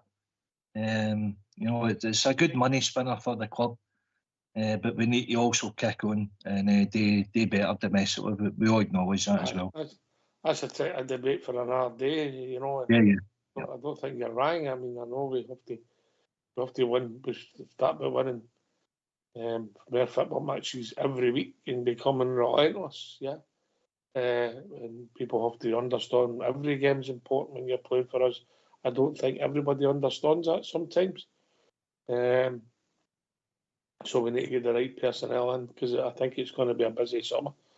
But before we get to the busy summer, hopefully we can get a result tomorrow night, and they'll fair games to look forward to. And we've got 2 teams we've played already, Leon and Man United. So we'll see where it takes us. Southside. I am hoping that, I'm actually hoping that Man U actually pick them out. I'd love to see their faces again when we head back down to Manchester. I'd fancy that one, and plus it'd be 2-legged, so whereas we only got the chance to get down there for the away game, so I would like to hope that Man U would beat them. Plus it saves a lot of bears, a lot of shekels in their pocket, no travelling abroad again as well for a semi-final. But I'd like to get Man U. We get the job done tomorrow night and we're in the semi-finals. If I had a preference, I'd pick them up. I don't know, mate. I don't know. It'll be a different game. We play Leon again. I think we showed the players up front that hurt us, but I think they're all over the places now, Man United, and I don't know why. I just think we have a better chance against the French, bizarrely, but I don't know. Let's just get through tomorrow night. We'll take, at this point, it'll take whoever, AK, yeah? Oh, aye, 100%. If you get by Bilbao, I don't fear any team, Hawks. I really don't. It could be written in the stars again. You know, that Man United have had their troubles this year.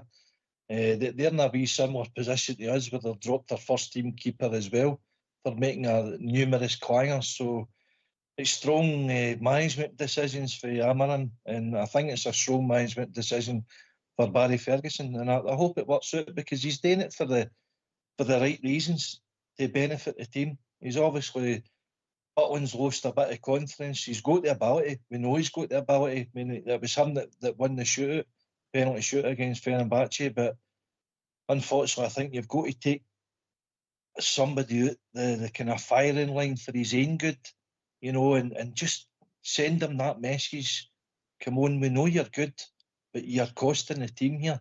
So if he's mentally right... He's not been good for 14 months, mate. I know that. And by the way, you've spoken about it. All Bear's been on about it all season. And you're right. When you're paying somebody as much as we're allegedly paying him, you expect a hell of a lot better. But Barry's made that decision, and he's made it for the better for the team and the club. It's not about individuals with Barry. Barry has got no sentiment, no loyalty to any of the players, which I think is a good thing, because it gives you a kind of fresh eyes on the situation, and he's called it. So let's go forward with what we have and stop doubting the guy. In the Buckland, I think Buckland made the call himself. If I'm honest, Southside, I think you couldn't go on. It couldn't go on. The errors he was making, it was rickets, wasn't it? Domestic-wise, aye. The one in Manchester, obviously, when he does his John Lukic impression. But apart from that, he had big games in Europe. Like I said, we did good saves in Fenerbahce away, kept the score at 3-1. So at that time, he's had some decent performances in Europe, but his league form, bread and butter stuff, has been really poor. And listen, we all said it'd probably be dropped. It was a big game to drop him. I think if he didn't have the clanger on the week before, in the last game, although he'd 2 in a bounce, but I think that one done him. The Hibs goal, the first one, and I think that was bad enough after the Dundee debacle. So I think he undone himself, and I think, like you say, Barry's no loyalty. I mean, he shouldn't have any loyalty to anybody. Different when managers get jobs, then they start to have slight favourites that they'll trust and go with all the time. But at the moment, Barry's not got that. So he builded the axe. We all expected it. Thought he might have done it before that. Maybe done it after Dundee. Gave Kelly the game against Hibs. But he chose to go with Jack, because I think at that time in his head he probably thought, right, and hopefully play a decent game here. It's a big test from Hibs. We're going to come and attack us. And unfortunately for Jack, he has another howler. And rightly so. It became a massive game in the club's importance. And he chose to go with Liam Kelly. And Liam Kelly came up trumps on that night. And I think when he done that decision, I don't think he'll drop him now. I think he'll finish the season. I don't disagree, mate. I mean, Liam Kelly commentating the Cross Bosons Sunday, it was like a breath of fresh air, wasn't it? Absolutely. I mean, even the save he made last week after the corner kick where he held it, you know, that was reminiscent to Chris Woods. You usually get a keeper like punching it or palming it round the post or whatever. Just if it's there, hold it.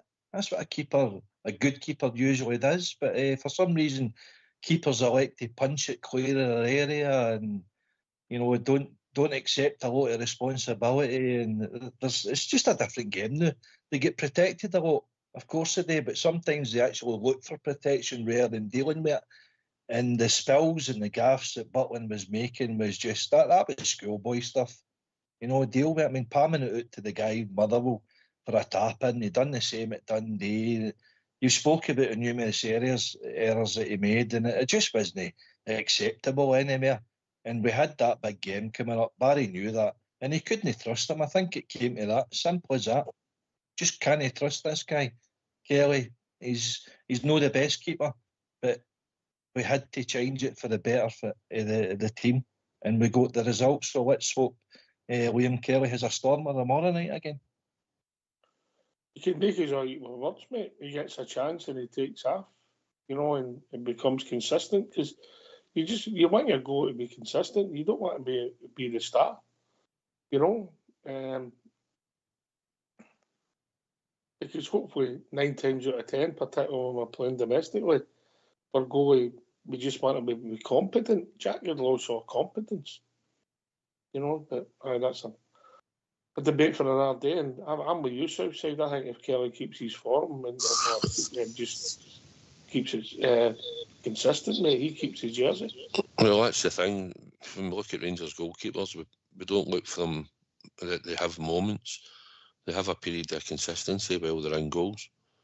And that's what normally we've seen over the years with goalkeepers that's played for Rangers. So we're controlling 60-70% of games usually, possession-wise.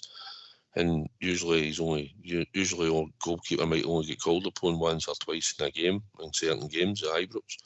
And it's just the daft stuff that he was doing, caught with the ball at his feet. That header that the boy headed back at Dundee, he didn't grasp a shot for 20 odd yards that body should be behind it and either catch it in his body or parry it away, and it's gone under him and gone in. And the mad moments that you said in all the other games that we've listed and we've spoke about, from Motherwell to St Mirren, games against that mob across the city, still think in his time here he's been culpable for a few. And some big games like Europe against Manchester United, when you're well in that game and it's just a close ball, he's been playing really well up to then and he has a mad moment. So it's been him costing himself errors, a succession of errors over a period of time. And at some point, Liam Kelly, I'd have thought, would have been champing the door. If it wasn't Clement, it would have been Barry and saying, "The man will do a chance here." I mean, I know you're a number 2 and you sit there, but at some point, you'd be thinking, well, how many more mistakes does he have to make? And like you've said and we've all said, it's been out of calendar year. So at some point it can't go on. And that's unfortunate for Jack, and it's down to Liam to take his chance, and I wish him all the best tomorrow night. It's not an injury. I don't feel sorry for Jack Butland. You know, he's a highly paid professional and he's not been doing his job. I've no sympathy for him. I don't think there's any room for sentiment. No, well, the professional football, you've got to make a decision for the better for the team. It's not about individuals. It's about, can I trust this guy to no make another clanger? If he does make another clanger, then it makes the support doubt the manager and his decision making then, doesn't it? Because if he sticks by him and he makes another couple of errors last week and you're out the tie, people are going to go, Barry, for goodness sake, you know, and he's going to get hit. He's going to get the heat. And so he decided, no, that's it, I've made my mind up. I think with the words that he spoke after the Hibs game, and then again in the prior. I just thought, no, he's definitely leaving Butland out, and it's a big call because Butland, you know, he has been the number one, but you just can't defend the sort of errors that he was making, and it's worked so far. So, but let's just see. When it sends a message out to the dressing rooms as well for me. Nobody is safe, so don't feel safe. You should be earning the right to wear that jersey, and that's the message that generations of Rangers managers have gave the players, and that's the standards that we expect as supporters. Don't accept these errors. If somebody's not playing well, take him out, because somebody should be bursting for a chance to get into that team. Right. I tell you, a guy who has been playing well, and I think you have a lot of weight on his shoulders tomorrow night, young Nico Raskin. Yeah. And I think he's a big player for us tomorrow night. Southside. Hi, Nico. Aye, he certainly is. He seems to be the one that springs and tries to go and win the ball, and then he's got. I've seen him the last game. As soon as he sprung forward there, the halfway line was to get there, he just got right back into position. If he can keep his passing going, and he'll get away so easy. But he's the engine in there, and he's good at robbing and picking the ball up, and just hopefully that his passing's decent. But he's been an integral part. He's even set pieces, corners. He was at the back post just at the last game. He came right round the back post and he headed that across the goal, and we just didn't get a head on in the last week against Atletico. So we're obviously using him at times as set pieces. He had to flick on against them up there. So if we could add these goals, but in his engine part of the midfield, a lot of people didn't think he'd come back and play this good. I remember saying months and months back. Me, for instance, I didn't think he'd this level of consistency in him, mate.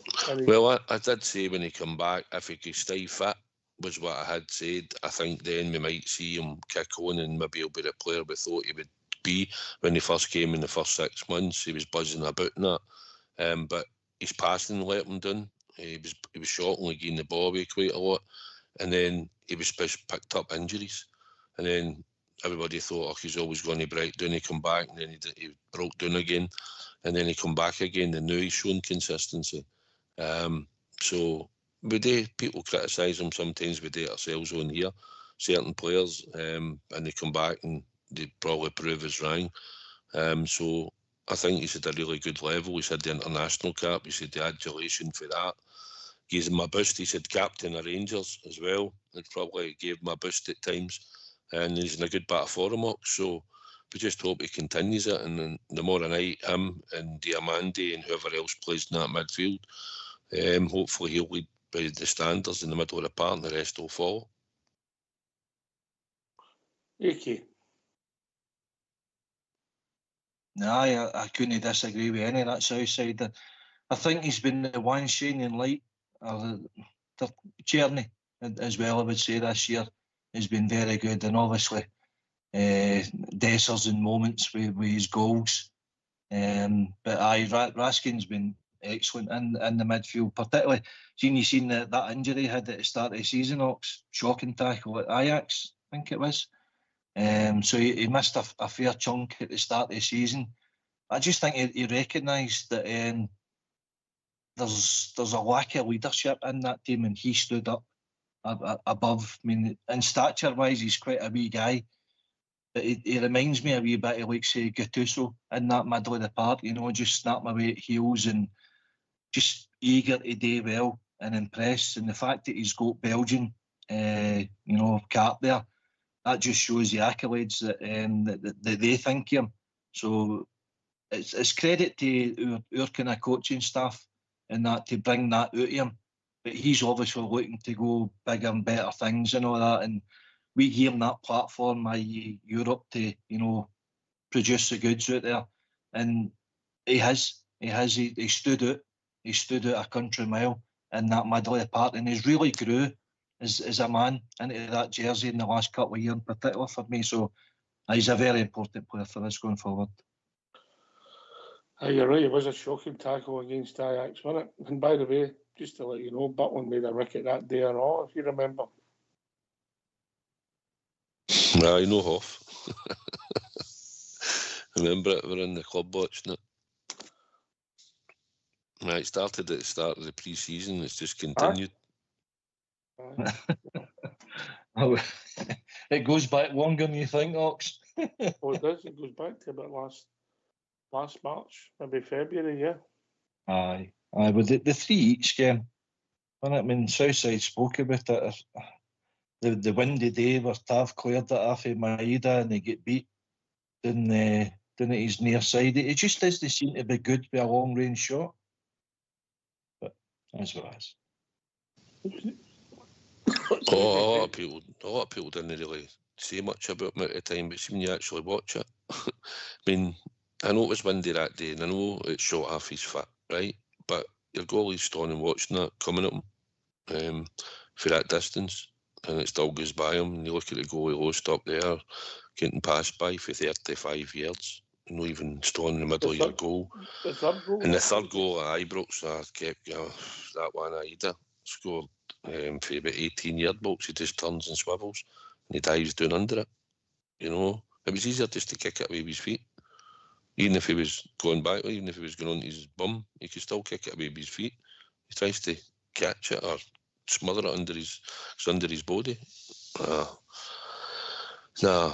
Fumbling it out in the cup final. You know, he said big moments, you know, big howlers.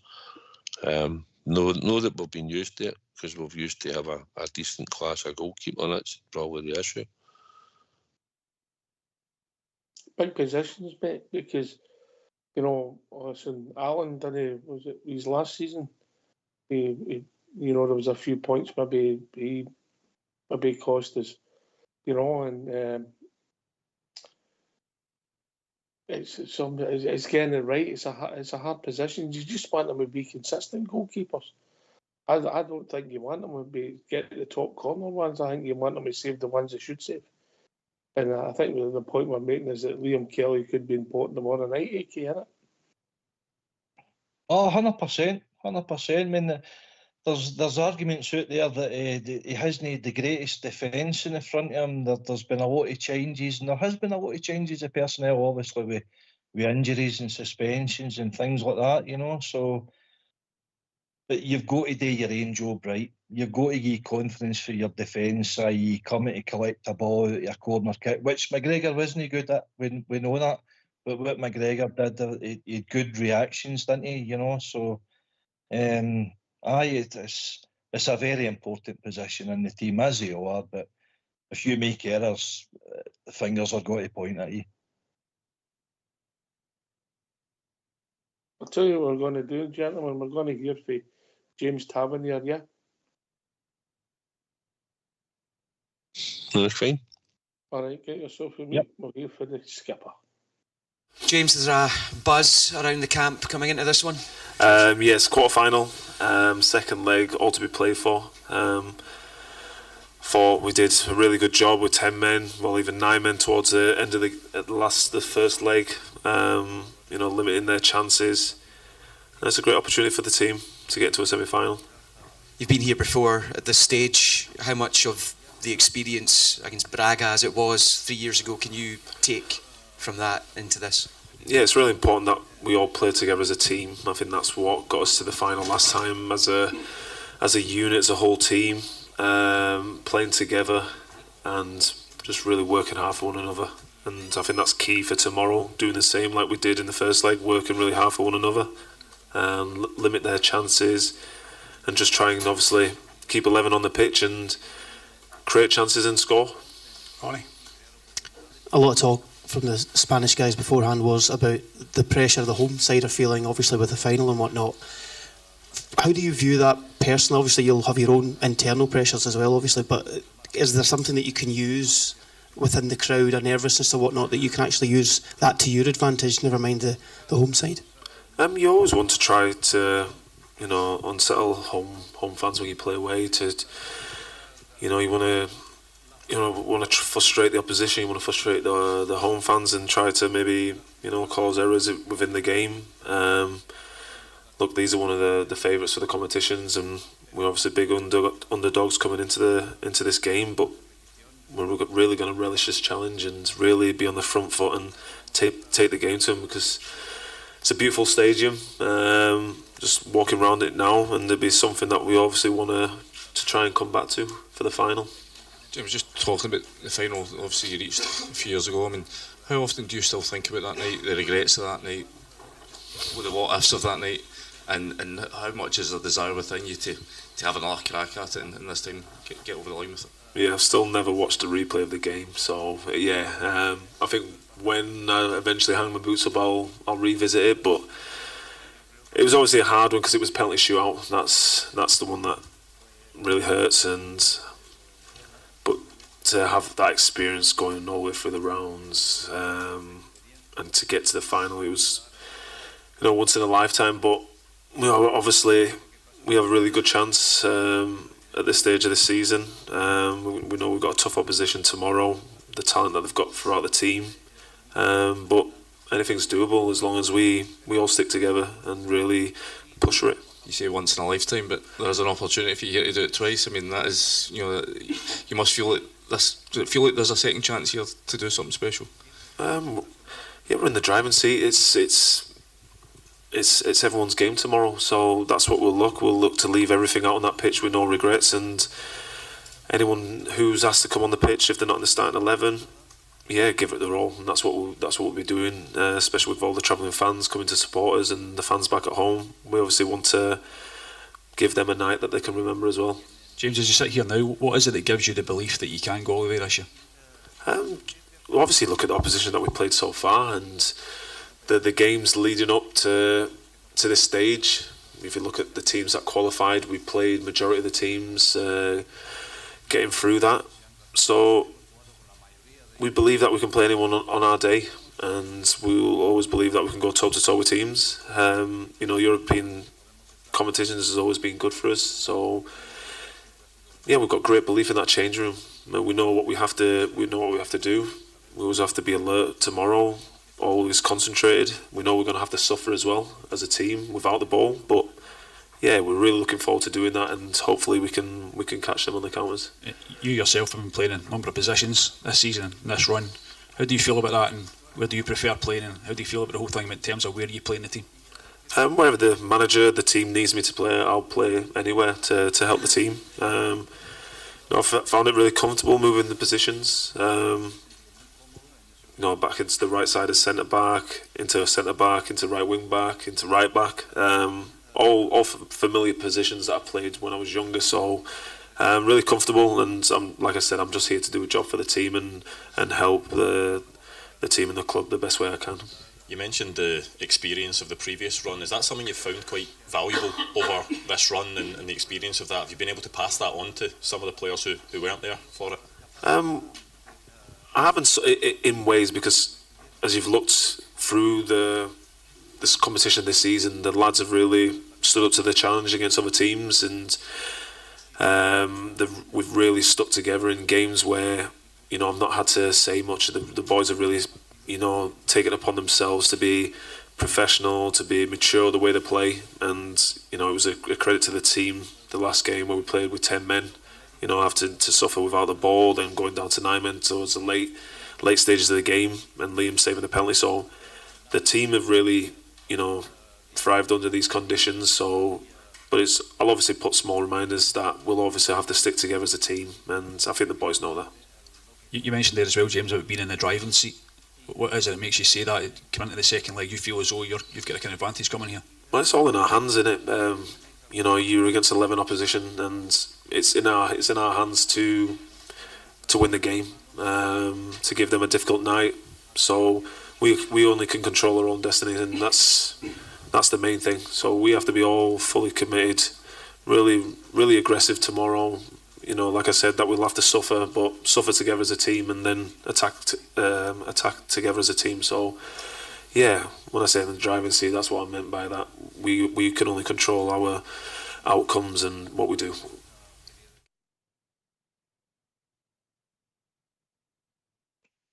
Yeah, Tav potentially getting us deep again, and if it goes further, you know, and not many players have done it in their Rangers career. You know, quarter-finals, players that played in 67, 69 competitions, Players' Cup and Cup Winners' Cup. When we get 63, was that in Vienna when Baxter broke his leg? And then you've got to go 72 to 79, and then really 79 to 93, and then 93, 2008. Yeah, it's not happened that often, and Tav's been involved in two of them, so doff my hat to the man. Southside. Aye, because he's stayed this level of time at the club, and like I say, a lot of people maybe thought he would have been away along with the rest of them at the end of last season, but he stuck about, and in fairness to him, he's been more or less ever present. He's never really been injured for all his time. He makes himself available, and he's had some no bad games in last week. Against him last week, he had a good game. He played well, and hoping that he'll lead by example and hold the team together when Golden, like he was talking about. But like listening, he's talking about attacking, we'll get apart and that, and we'll try and get at them. So that's the way it should be. Just about attitude and application. And let's say we can give him as much praise as we want. Bilbao, but it's what we do, and we've got a right good chance. And like we said, he said there, and we've said earlier, it's 11 against 11. And if we don't make it, hopefully we'll get credit for what we've done in Europe for the squad that we've got. That's been nowhere good enough to challenge on all fronts this year because of the inconsistency. But at the end of the day, hopefully we'll get there tomorrow night. And that'll be a fantastic achievement, and then we can look forward to a semi-final. AK. Aye, Taverniers. He splits opinion, doesn't he?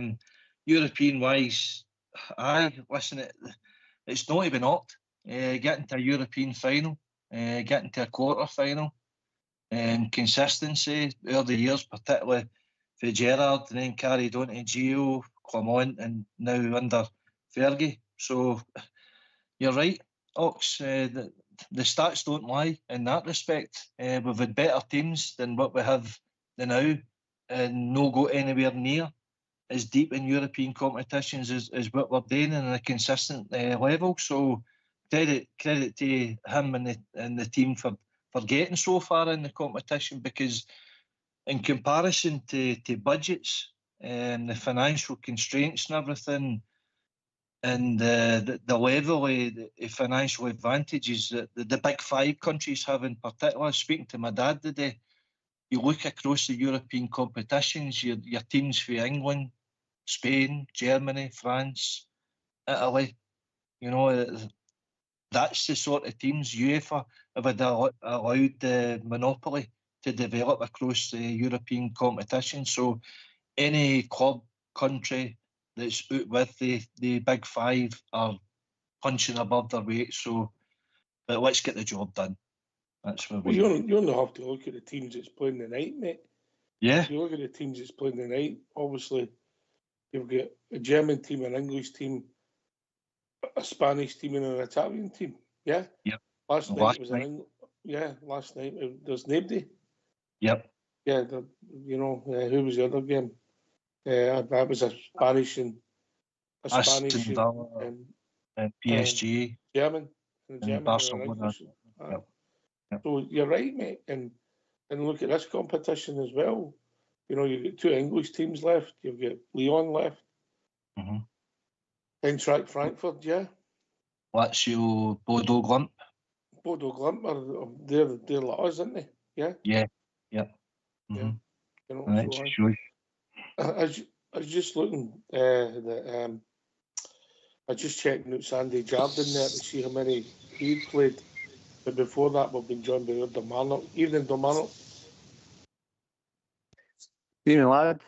Big match tomorrow for the Bears. So I looking forward to it. Clock's ticking it before we know the kick-off, and it'll be game on. I'm hoping for I'm thinking it's going to be a 1-0 win it is, by the way. 1-0 away win. That's what I'm feeling. I hope you're right, mate. I hope you're right. Aye. I'm hearing whispers that you booked the hotel you went for in Seville for the final. No, not at all. They know me now. They know I'm straight, so I don't get into these places. I just heard that. We all know you. I heard you booked it every year, but that was another story, yeah. That's just a rumour mill. All right, just the rumours. I thought I'd ask you direct, man, up, yeah. I booked one hotel, you know what I mean? Well, we don't forget a lot on here, do we? The Aberdeen fans, they do one cheap, you know what I mean? And they're slagged it for the rest of their days. That's a brilliant story, mate, wasn't it? Aye, class, man. Can't believe it. Don't get me wrong, thankfully it was full of Rangers fans, but and nobody to get involved in the naked jacuzzi, which was a good thing as well. So. You missed it there, eh? Go away there, budgie smugglers. If I'd won it, it might all been in that naked jacuzzi. Aye. So you think who's going to play well tomorrow night, Marlon? I think everybody. We need everybody all just doing their bit, stepping up when it matters. We need a bit of fight, a bit of grit. We can't have lapse of concentration. We're kind of a wee bit disappointed about Sterling, but let's be honest, he's hardly been any team injuries, hasn't he? So sometimes you can't really miss what you've not really had. As much as I would have had him with his pace and his power. I do think it'll be Kelly, but again, I wouldn't. I know people are just through Butland's mistakes, but I think Kelly does deserve a starting spot. But I wouldn't be heartbroken if Butland goes. I wouldn't be panicking like a lot of fans probably going, "Oh, he's made all these mistakes." I think a back three, and if that's what we're going, a back three, it kind of Balogun has to go in there, doesn't he? Suter and Tav. Then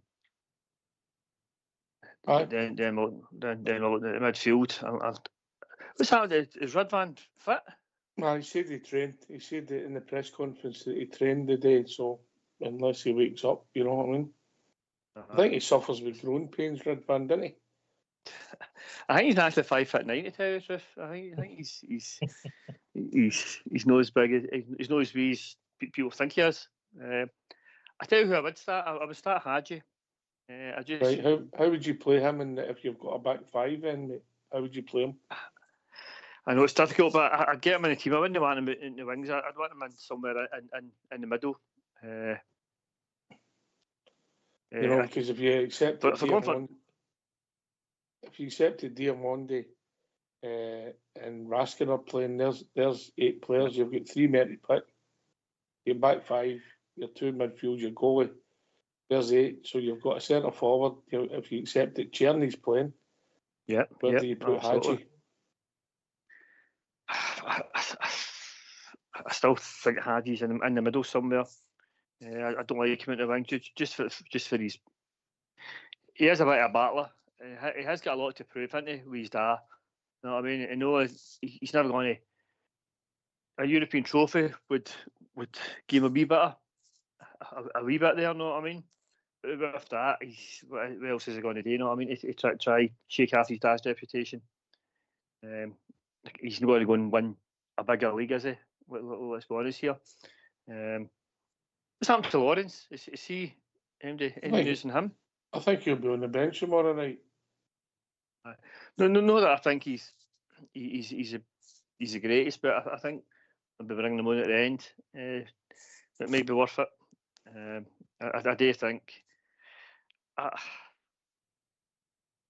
would have Czerny in the midfield, know what I mean, rather than sitting up in the 2, because I'd maybe start Dessler's and Iggerman. So you've got Dessers, Ingerman, Hadji, Cherny, yeah? Yeah. You've got 5 Raskin. defenders and a goalie. Maybe he's got a right idea, Ricky. Maybe he should play with 12 players.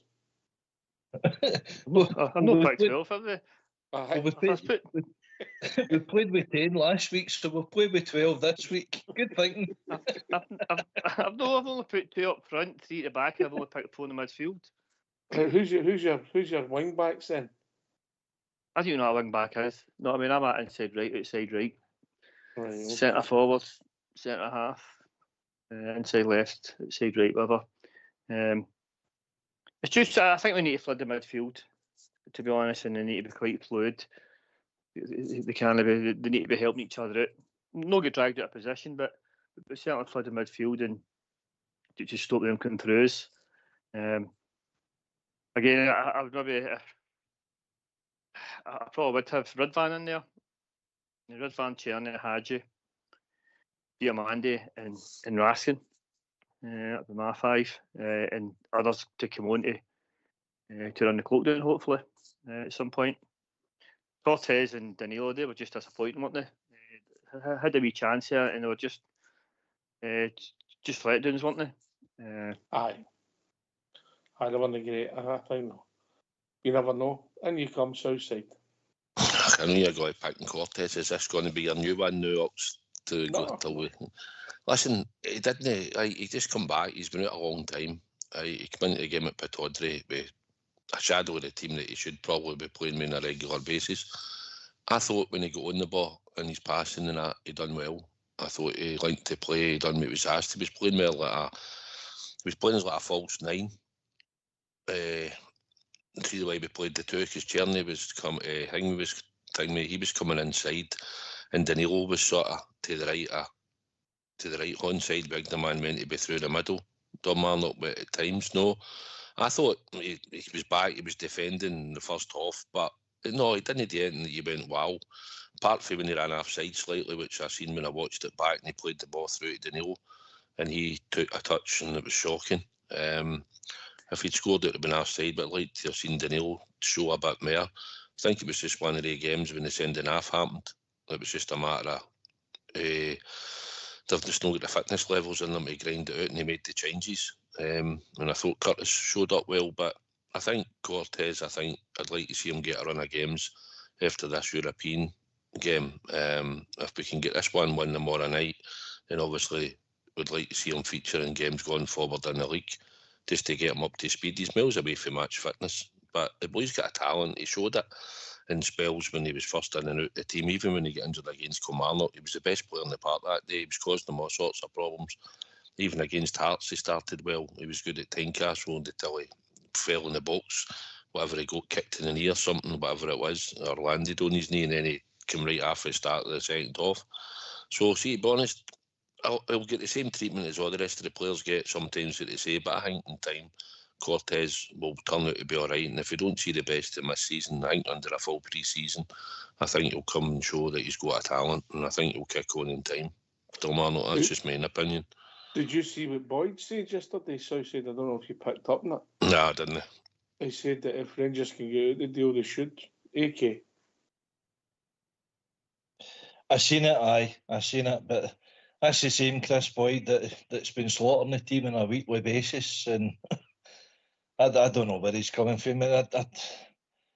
Boyd is, I think he's letting himself down a wee bit with playing up to the gallery, and particularly when Sutton sitting next to him smirking like anything. I think he's got a point, to be fair. I mean, I think we've got an obligation to buy for 4.3 million, and when you throw Danilo into that, I think that's where the support's coming from. We've got an outlet there of 10 million, and we're not getting a great return off them because they're not making themselves available through injury and through suspension, loss of form, blah, blah, blah. And I think the scrutiny does increase on them for the support's point of view because of that. So in days going by, if we sign somebody for £4 million, i.e. an Erlinger or even Duncan Ferguson when I'm getting away back, the same level of scrutiny wasn't coming on the guys, Tory Andrew Foe even. £12 million an outlay. But that's the sort of scrutiny that they bring to their position because of the money that we've invested in. I don't know whether there's a kind of clause in the contract, because you remember Malik Tillman, and we had an agreement with Bayern Munich that we'd first refusal on it, and then with some sort of arrangement we came to a deal where we could waiver that so as that he could sell him for a bigger price. And so I don't know if there's is any kind of small print of that we can get out the deal, but I just don't see it. Southside, I'm sorry to say, Cortez, no. Anyway, we've reached that time of the evening. I didn't realise. It's last word from our good friend O'Marnock. 1-0 to Robertson, and that's us through to semis. Then we'll take whoever we get, which I think might be United. But it's all about us, isn't it? It's all about us. So almost that was to the game tomorrow. And safe travelling for all the Bears there, because we know what happened the last time. AK. Well, thanks for having us, guys. Good show. Thanks for coming in, Dalmarnock. On the Rangers. Let's do this. Southside. Aye, massive game tomorrow night, and it's time to put ourselves on the map in Spain tomorrow night, and let's do this, Rangers. I'm sure you'll hear us loud and proud for the stands tomorrow night, and it's all about us putting a performance, and we can get to the semi-finals of Europa League, and what an achievement that would be for the team, the club, and for the support. So let's do this, Rangers. Thanks for having us on, mate. Thanks to everybody out on YouTube and everybody that's been listening this evening. And as always, mate, there's only one team and one crown. Yep, thanks to Dalmarnock, AK, for joining us. Thanks for Southside for doing the show. We'll get a note for the biggie and see what happened.